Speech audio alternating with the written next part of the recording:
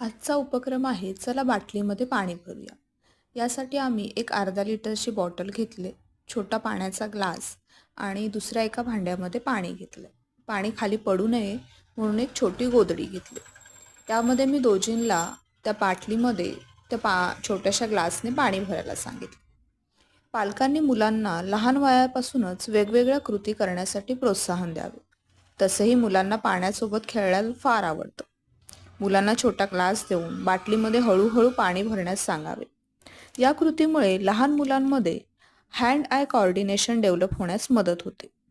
मुलं ही खूप एनर्जेटिक असतात, त्यामुळे त्यांना एका ठिकाणी बसून असं मन लावून काम करायला सांगायला फार मजा येते आणि तेही मन लावून काम केल्यामुळे त्यांचं कॉन्सन्ट्रेशन इन्क्रीज होण्यास मदत होते.